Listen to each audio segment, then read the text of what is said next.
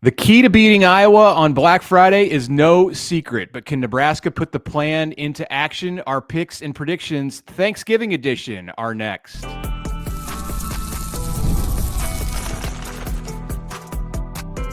You are Locked On Nebraska, your daily Nebraska Cornhuskers podcast, part of the Locked On Podcast Network, your team every day. Good morning, happy Thanksgiving, and thanks for making Locked On Nebraska your first listen every day. We are free and available wherever you get podcasts and on YouTube, part of the Locked On Podcast Network, your team every day. And today's episode is brought to you by Game Time. Download the Game Time app, create an account, use the code LOCKEDONCollege for $20 off your first purchase. All right, good morning. Like Mitch said, happy Thanksgiving. Connor Happer here from 1620 The Zone in Omaha. Mitch Sherman from The Athletic. A thanks to you all. We've created a new family this year. We don't get to eat dinner with you guys or lunch with you guys on Thanksgiving. Or maybe we do. Maybe you're just playing our podcast as you're carving up the turkey. That's a great idea. I would recommend that. Absolutely, that'd be great. That would be that sounds like we're taping this on Wednesday. And that's something that I want to do. I don't carve the turkey. What am I talking about? But I'll eat some pie and I'll put the pot on. All right. So without further ado, it's time for Nebraska and Iowa at night on Black Friday. There's kind of stakes. Nebraska's clinched bowl eligibility. The weather will be chilly, as we'll discuss during this, maybe even frigid, as we'll discuss during this podcast. So with that in mind, let's get into the Nebraska-related props. As we do, we lead it off every week with Dylan Raiola's passing yards. Mark, we have upped the number, considering what Dana Holgorsen has done to the offense here. 219.5 for Dylan Raiola on Black Friday. Yeah, Iowa's given up 196 a game, so it's not like the Hawks are holding teams to 50 yards passing. It's a good defense from Iowa, as it always is. Nebraska found some stuff in the pass game. I think it's probably going to have to throw the ball on Friday in order to be multi-dimensional on the offensive side. You probably just don't line up and hand it off and have a lot of success against Iowa in the run game. That said, I think 219.5 is perhaps a little high, and I'm going to go under.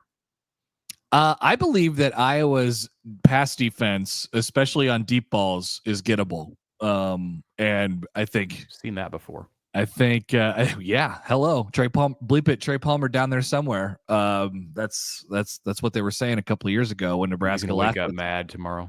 Exactly. Maybe that would be a nice Black Friday tradition. Every year a Nebraska player wakes up pissed off on Black Friday, and then they go for 200 Who yards. would do it? Who would wake up mad? Who would wake up angry this time? It's got to be an older guy, right? Like, you can't have Dylan Raiola waking up mad.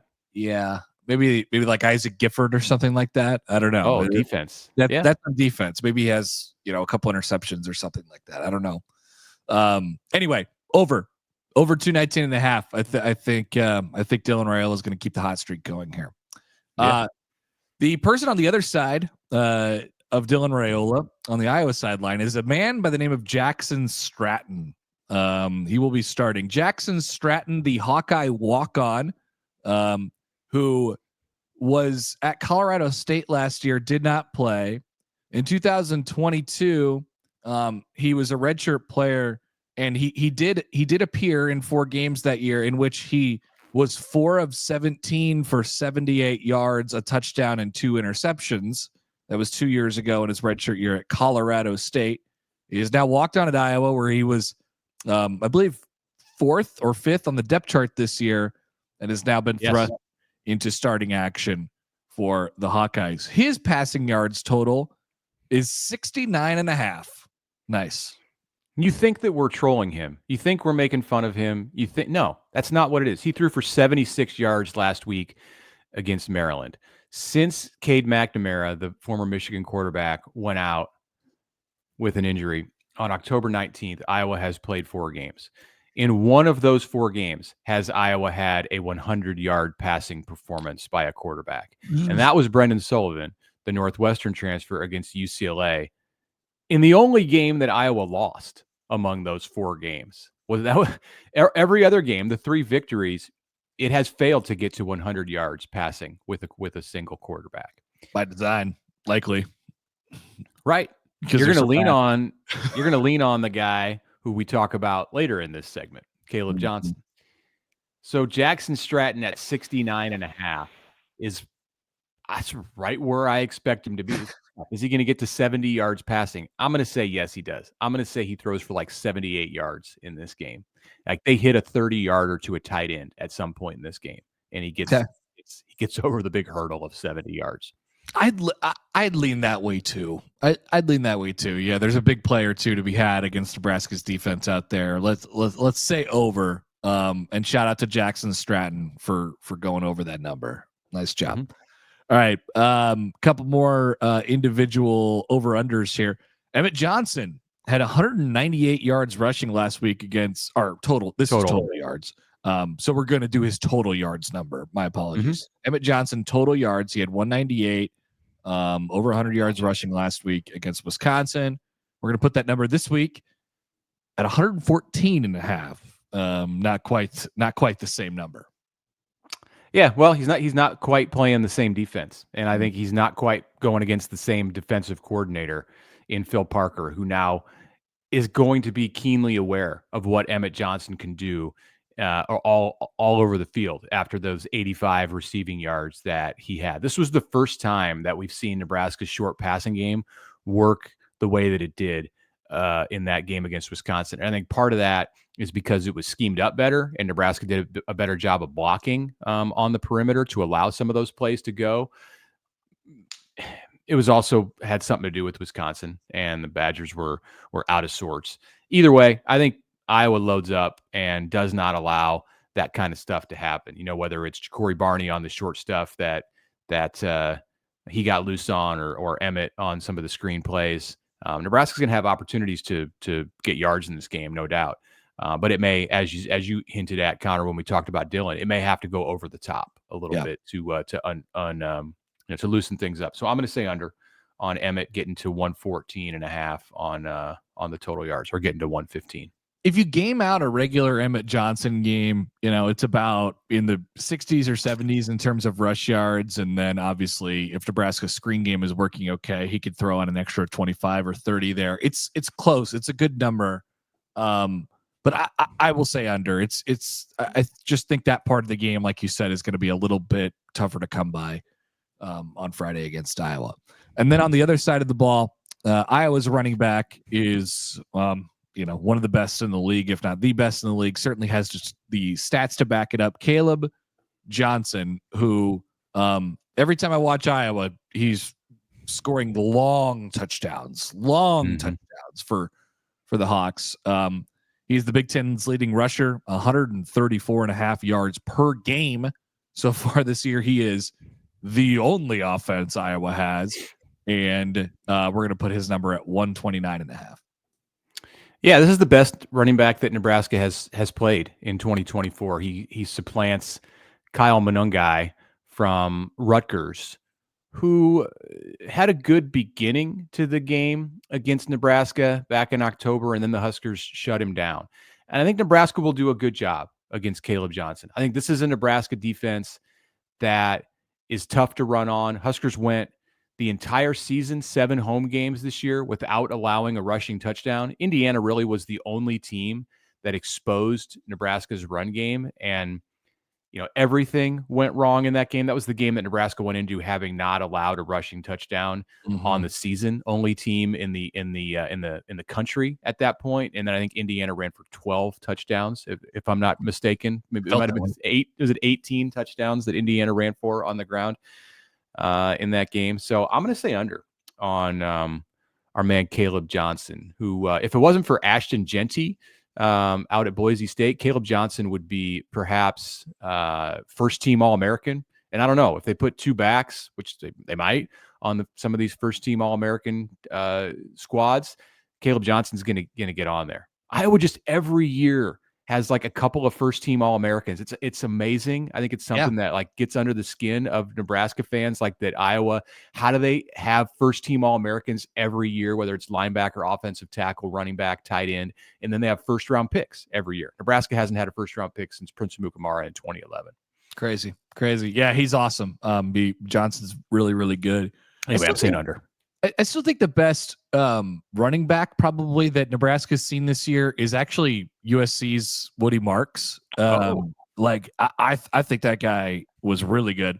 Now his touches were limited because of whatever the hell else USC was trying to do with their offense. Like Riley, that's a different conversation. But gosh, yeah. I think this is an over. I think Kaleb Johnson's gonna have to have another big day.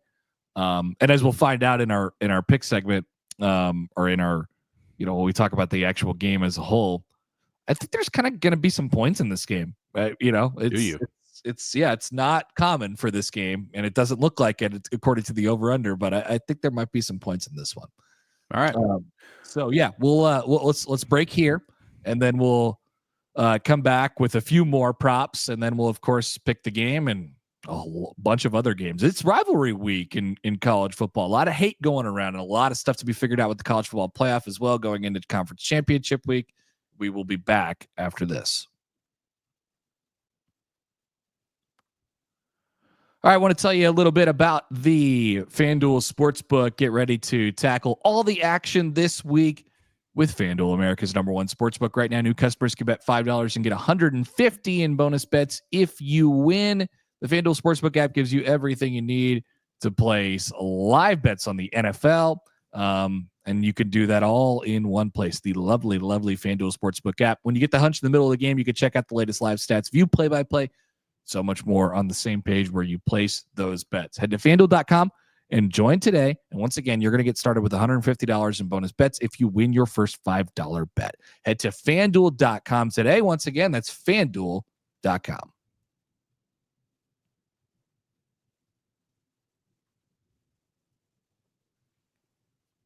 Okay, welcome back. Locked On Nebraska, Thanksgiving edition. Happy Thanksgiving. Hope everyone is with family, eating good food, enjoying football. What a great weekend we are about to embark on in the football and sports world. Nebraska at Iowa, 6:30 p.m. NBC is the network you can watch that on this week. First ever Black Friday night game for Nebraska. First ever Nebraska-Iowa night game at Kinnick in the Big Ten era. Maybe the first Nebraska night game against Iowa ever. I don't know the answer to that. So, all right. I want to, before we get into the picks here about Nebraska players and picking the game, go over last week and update where we're at on the season. Connor, you were outstanding last week on our picks. You went 6-2 on the Nebraska props. And we both got the game right against the spread, picking Nebraska to win and covering in that game against Wisconsin. You went 6-2. I went 3-5 on Nebraska props and picks. Is there anything you did really well on? Let me see. I mean, you went 4-0 on the over-under. So I'm setting these things apparently way too easy for you.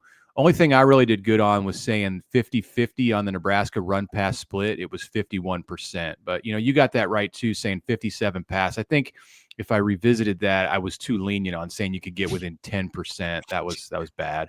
Agreed. But for the year, you now are at 40 on Nebraska props. I'm at 43. So you're closing the gap. All right. 5-5-1 is my record on Nebraska against the spread. You're 4-6-1.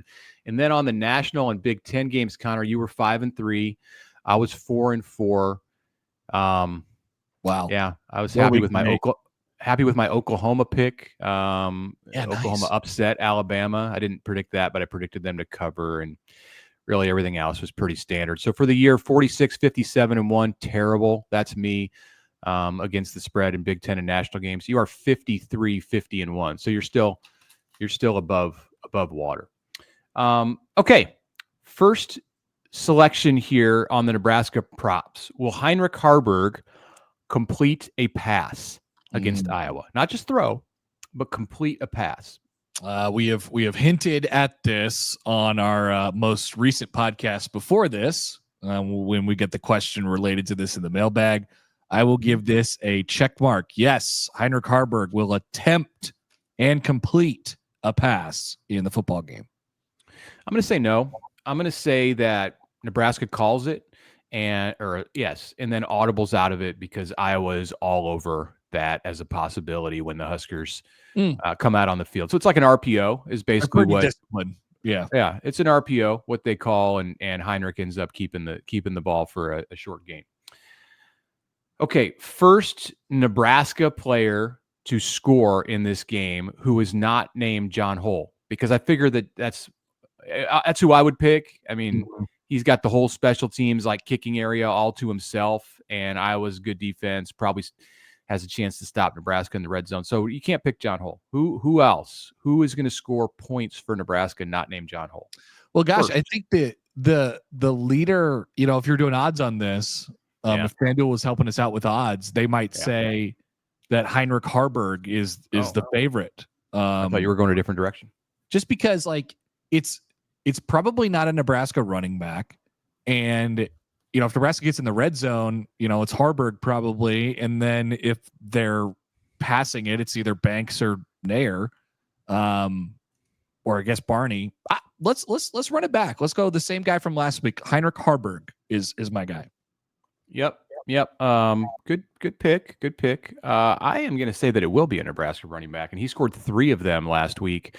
Dante Dowdell. I think that they're in this world where Nebraska leans into what it does well and simplifies the offense. And Dana Holgorsen mentioned on Tuesday that one thing he looked at was, why does this receiver play this position, and this position? Let's instead put him at the position that he plays best and then focus on that. And they've done that with the running backs too. Dante Dowdell, he's good in goal line and short yardage situations. I can see him talking to Marcus Satterfield about this. That guy, number 23, he can run the ball well in short yardage. So he scores 3 touchdowns against Wisconsin. I think he's the first Husker not named John Hull to score on Friday. Okay. Next we go, and this was one that we could cheat on, and I have not looked at. I know generally what the weather's going to be on Friday in Iowa City. I've heard that it's around 10 degrees or something at kickoff, and that's not what we're asking. I'm going to check the temp at halftime of this game. Consider it'll be 8 p.m. or shortly after 8 p.m. You can get within 2 degrees of the Fahrenheit temperature at Kinnick Stadium and still win this. 2 degrees either way. What will be the temperature at halftime of this game? Let's say 17. Okay. I'm going with 12. And I was thinking about this when I was explaining it. I'm not sure if the numbers that I've heard are real field temps or if they're actual air temps. This is an air temp we're going with. So no wind factored in. 12 degrees for me, 17 for you. We'll see. I will take this as soon as halftime begins and then report back. It's a serious business. Report back next week. Yeah, that's official stuff. Maybe even in the reaction show if we do one on the weekend. Okay. Final Nebraska prop before we get to picking the game. Turnover margin for Nebraska. Huskers are dangerously close to getting in the red again this year on the turnover margin. They got the pick from Deshaun Singleton at the end of the game. Nebraska had turnovers at the end of both halves that its defense created against the Badgers. They count, and the Huskers are +1 for the season on turnover margin. I set the over-under number, and we're doing this as an over-under, I guess. I set that number at -0.5. So the question is, will Nebraska break even in the turnover category against Iowa, which would allow it to stay in the black for the regular season? Wow, a lot on the line there. I'll go under just because it's Iowa, and this is what they do. They're probably going to win the turnover margin. Yeah, I'm going to agree with you. I want to disagree with you because I want to beat you and make up ground from last week where you closed the gap on me. But I will also say under. I think it'll be under 1 and under by 1, and I will win the turnover margin by 1. And Nebraska will finish the regular season at zero, at a blank place, just flat on turnover margin, which isn't bad when it was minus 17 a year ago. And you have the bowl game. Bowl game stats count. It's a 17 turnover improvement in 12 games. It's pretty good. It's pretty good. Pretty good. Right now it's at 18. Okay, we're going to pick this thing. Nebraska at Iowa. Hawks, 5.5 point favorite. Friday, 6:30 p.m. NBC. Oh boy. Gosh, that's a pretty sizable number, isn't it? You know? It is a big number. Well, I mean, it depends on whether you think a lot of points are going to be scored. You seem to think that this is going to be an offensive explosion here. For these teams, I saw the total at around 39.5, 40 in that range. I think we're sailing over that. I think both teams are in the 20s. And ultimately, I'm really toying with this until the last second here. I'll pick Nebraska to win. Let's pick Nebraska to win the football game. So obviously they'll cover the 5.5 by the final count of 27-21, which is the same exact score I picked the same score last week, and obviously was wrong, but I picked the right team to win. Pick it 3 weeks in a row. I mean, because that was almost the score against USC. I think I you had picked 28-21 in that game. Yeah. I think You're getting really, you're really straying from your numbers. Yeah. I have this going under. I have Nebraska covering the 5.5 points. I have Iowa winning the game 20-16. Missed extra point for Nebraska in this game. A made field goal and 2 touchdowns. Iowa gets 2 touchdowns and 2 field goals from its kicker, who has remaining eligibility after this year. Drew Stevens is back in 2025 for Iowa. He's only been there 2 years. Like, it seems like 10, but whatever. Iowa wins 20-16. Nebraska goes into bowl season at 6-6, and we'll find out a week from Sunday where Nebraska will be bowling in the 2024 season. Okay, we've got more on the Locked On Nebraska podcast. We're going to come back in the last segment and pick Big Ten games, rivalry weekend, and the national games in week 14. That's next.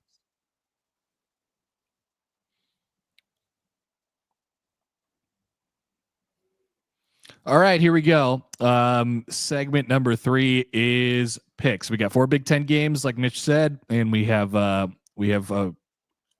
what is it? A quad, a quartet of national games. We also have a bonus pick that I forgot to read last segment. We'll get to that at the end. Let's do. Okay, we'll do the bonus pick at the end then. That'll be fun. All right, Big Ten. The battle for Paul Bunyan's axe. Minnesota is at Wisconsin, who is in something that I've called over the last couple of weeks mega hell right now. They are questioning life. Not bad enough. They have no idea it's hard for them right now. But the Badgers are favorites. Why are they favorites? Black Friday 11. I agree. Give me Minnesota like all day, every day. Yeah, Minnesota wins outright. Wisconsin is not going bowling this year. No, they're in mega hell. They have to go there. The big game is, or the game, I guess they call it. There's no trophy here, which is great. Michigan at Ohio State. Ohio State has to outscore the Wolverines by 3 touchdowns to cover the number. They are 20.5 point favorites with Gus Johnson, Joel Klatt, and the All-American girl Jenny Taft on the cover. Gus is going to be on one on Saturday morning. I have Michigan covering the spread. I think at halftime this game is going to be like 7-6, and Ryan Day is going to vomit on the way to the locker room. I don't know if it was. I'm not even sure if it was what it was like one of those AI things where people don't actually say it and the clips get out there. There was a clip circulating this week. I think it was real, of Ryan Day basically talking about the Michigan games from the past few years and how losing to Michigan was the worst thing that's happened to his family and in his life, other than death. It was like just below that. So I think it was real. I think he actually said that. Yeah.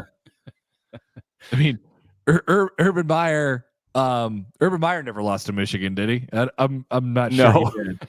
But he still famously was, had some health issues on the sideline a couple times. It is a stressful job to be the head coach at Ohio State. Let's just put it that way. I got Ohio State winning this game comfortably by like 15 points, but it's going to be close at halftime in my prediction, and Michigan covers. I like that oddly specific prediction. I'm still going to take the Buckeyes to cover the 21. I think they're going to blast Michigan. We go to Ohio State's most recent opponent, Indiana. They will have battle for what is this trophy again? The bucket. The bucket. Is it? Okay. I believe there's an old oaken bucket on the line. There is a trophy name that I think you're right. It's for this game. Indiana's 28.5 point favorites against Purdue.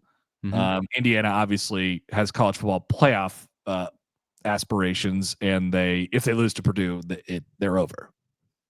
And if Indiana beats Purdue by 28 points or 24 points or 21 points, it's going to get held against the Hoosiers by the SEC and anyone who wants in. Right now, Indiana in the latest college football playoff rankings is in the last spot. Indiana's ranked 10th and would get the final at-large position, so number 11 seed in the playoff if the playoff were to be picked today.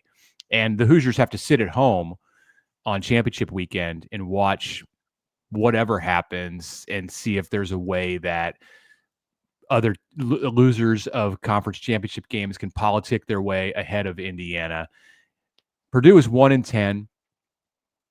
I don't know what's going to happen with Ryan Walters. I don't see how they can move forward with him after a second year. It's a disaster. Yeah. Kurt Signetti is going to run up the score. He wants to run up the score. Indiana will score 70 points in this game if it can, and will easily cover the 28.5. I'm totally with you. I smash. They're gonna crush him. And Signetti will grab a microphone after the game and say, Purdue sucks and Michigan sucks. And Ohio State, well, I guess you can't really say Ohio State sucks. And we're 11-1 is what he will say. Put us in the college football, put us in the BCS or whatever it is, and let's go. The BCS. That's who did this. They're gonna go to the playoff. And we finish also in the Big Ten with Washington and Oregon, which is a Big Ten rivalry game. Sure. The number one Ducks, who are unblemished and have the best resume in the country, are 19.5 point favorites against Washington, 6:30 NBC Saturday night. Washington beat them twice last year. This is like Dan Lanning's Achilles heel.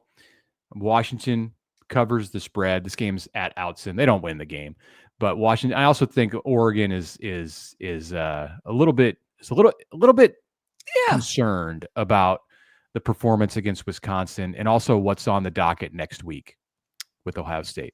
I think Oregon getting the week off after that weird Wisconsin game for them is probably good. So I'm going to take the Ducks to go smash mode against their rivals as well. They win by 3 scores against Washington, but it's a big number and it's going to be a hard thing for them to do. But I will take the Ducks making a statement on their way into the Big Ten. Hey, welcome to the conference. They just ran the friggin' table, and now we're going to go to the conference title game and maybe win that as well and go to the playoff. Not bad. It's wild. Like, this is not the normal introduction to the Big Ten. I think there's a surprise waiting out there for Oregon, and I don't know if it's this week, but it's probably in Indy a week from now, and something bad's going to happen to them because you just don't run the table like this. There's a disaster around the corner for Oregon. Okay, we got national games. Yeah, let's run through these real quick. So South Carolina and Clemson has a lot of stakes to it. Clemson is in position, obviously, for an at large, but they'll have to win against South Carolina at the very least. They are 2.5 point favorites. South Carolina, meanwhile, is 8-3. They can't make the SEC title game. But interestingly enough, on the outskirts now of the college football playoff. That's right. Here's your surprise of the week. What do you think, Clemson, South Carolina? Yeah, this is like Exhibit A on why you should like the 12-team playoff. Because if the 12-team playoff didn't exist, you would not care about this game unless you lived in the state of South Carolina or had an affiliation to one of these schools. But all of a sudden, both of these teams have CFP possibilities. Clemson needs to win and have Miami lose, and we'll pick that game next. Miami lose against Syracuse for Clemson to make the ACC championship against SMU. But South Carolina can sneak in the back door of the playoff with a win over Clemson, be 9-3, and then sit out next week. This game's 11 a.m. on ESPN on Saturday. I like South Carolina. Gamecocks have been playing good football, won 5 straight. So I'm picking. Is it Shane Beamer? Shane Beamer and his group. I agree. I've not been impressed still with Clemson this year. Kind of eking one out against Pitt a couple weeks ago. I watched them. I was like, I just don't really get it with this group. I will take South Carolina. Staying in the ACC, Miami, a lot on the line. They can go to the ACC title game with a win. They have to go to the Dome and take on an 8-3 Syracuse team. Weirdly up and down 8-3 season for Syracuse this year, but they've thrown it around the yard. What do you think? Miami is a 10.5-point favorite. Yeah. Every time I see Syracuse at 8-3, I just think, how about Fran Brown, man, and that Nebraska, Matt Rhule-esque coaching staff that he's got.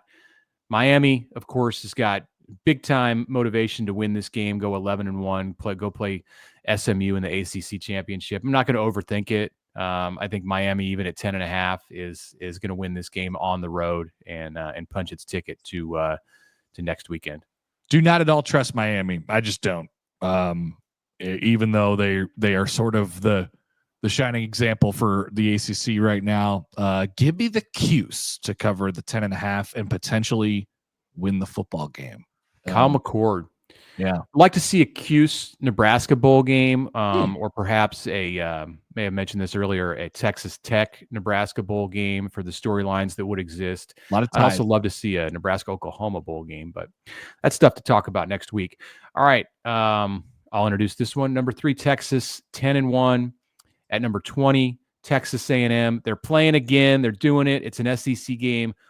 6:30 p.m. ABC. Horns are a 5.5-point favorite at Kyle Field. Kyle Field is going to be unglued on Saturday night. Texas A&M blew their shot at the play. Well, I shouldn't say that. Yeah, they're not getting in ranked 20th this week. They kind of blew it last week against Auburn. But I will say that their home field advantage here, and Texas just being a little I'm gonna go with the Aggies here, and I'll pick them to win. Texas A&M, they cover and they win the football game at home. Yeah, I like that. I think A&M covers. Not going to be as bold as you and say that the Ags win, but that's a heck of a season for Mike Elko in his first year. If you can beat Texas in this renewal of that rivalry and finish 9-3 in the regular season. So I'm taking the Ags to cover, but not necessarily to win. We finish with Farmageddon. This game looked like it was going to have more stakes than it does, although I think both of these teams are definitely Iowa State. I believe there's a scenario where Kansas State, there's a scenario where like Nebraska Wesleyan could play in the Big 12 championship game. But there is. They're alive. Yeah. Kansas State, number 24, 8-3. At number 18, Iowa State, 9-2. This is 6:30 p.m. on Fox in Ames. It is going to be cold in Ames on Saturday night. Cyclones, 2.5-point favorites. Anything could happen in this game. You could convince me of any score, of either team winning, and I have no. This will, by the way, be the first game of the college football season next year in Ireland when Farmageddon serious goes on the road and they pack a whole plane full of Busch Light. What are they doing? And they play a game in Dublin. Oh my God. So this is hilarious. This is always a hilarious game. Give me K-State, and just because I enjoy taking free points on this one, like 2.5. Sure, I think it's going to be very close. Iowa State. I'm just going against you. No, I would take them anyway. It's been rough. It's weird because K-State's 8-3, but I feel like it's been a rough year for the Cats. Like I feel like Chris Kleiman has just been. He's been beat up, and oh man, it's been difficult for whatever reason. They did have that bad loss to BYU, and they lost to Arizona State. Like every time Kansas State loses, it's ugly. they were definitely the Big 12 favorite this year in a conference without Texas and Oklahoma. And it just, maybe, it's been not them in Utah. It's been disappointing seasons. Right. For both, for sure. Yeah. All right. We got to get out of here quick, but we're going to pick the bonus selection going back to Nebraska-Iowa to end the show. If you stuck with us the whole thing, here's your reward. Who kicks the longest field goal in this game? You have John Hull, who's made 8 straight kicks. And then you have Drew Stevens, perhaps an All-American. He's 17-20 on the year with 3 beyond 50 yards. You have to pick the kicker and within 5 yards, the yardage to win this bonus bet. You got to go with John Hull. Ha ha. Yeah, absolutely. He's gonna make a 47-yarder in this game. Yeah, I like John Hull to somewhat shockingly win this one. I'll say Hull from 42 is the long distance in this game. It's gonna be kicking the ball. It's gonna be rough on Friday night. But John Hull, if John Hull can't do it, then no one can. Okay, that's how we're gonna end this thing. Join me and Trent Condon from the Locked On Hawkeyes podcast for a Friday show, a preview that you can hear on your way to Kinnick Stadium when you're putting up lights on your house, whatever it is that you're doing, watching Nebraska volleyball against Penn State on Friday, big match in State College, PA for the Big Ten championship, most likely. Thank you for making Locked On Nebraska your first listen today. For your second listen, check out the Locked On Big Ten podcast. Craig puts the Big Ten first. Find the Locked On Big Ten podcast on YouTube or wherever you listen to podcasts.